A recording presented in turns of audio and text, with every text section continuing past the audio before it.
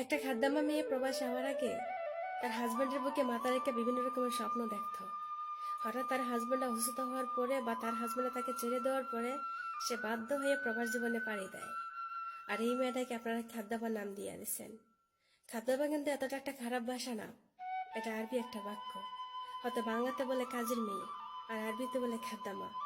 এটা কিন্তু আরবিতে একটা সুন্দর একটা শব্দ। এই শব্দটাকে আমাদের বিভিন্ন প্রবাসী বাইরেই এটাকে খাদ্দামা নাম দিয়ে দিছে। তবে যাই হোক, কখনো কোনো নারীকে এত টাকা দিয়ে কষ্ট দিয়েন না। একটা নারীর পেট থেকে বাড়িয়ে একটা নারীকে গালি দেন। একটা কথা মনে রাখেন, আপনিও কিন্তু একসময় বিয়ে করবেন, আপনার ঘরে একজন কন্যা সন্তান হবে। কে জানি, আপনি হয়তো তাকে সুন্দর লাইফ না দিতে পারেন। আপনার এই মেয়েটা অন্য বাসায় কাজ করে খেতে পারে, বা আপনার এই মেয়েটা ভবিষ্যতে প্রবাস জীবনে আসতে পারে, তাকে অন্য কেউ খাদ্দামা বলবে। খাদ্দামা হয়েছে, কিন্তু কার কাছে ভিক্ষা করে খায় না, নিজের পায়ে দাঁড়িয়ে পরিশ্রম করে খায়। আর সবচেয়ে বড়, ওদের কিন্তু এমিটাস যুদ্ধের পাতারে কোনো কম না। একটা খাদ্য মামে কিন্তু এমিটাস যুদ্ধের চেয়ে কোনো কম না।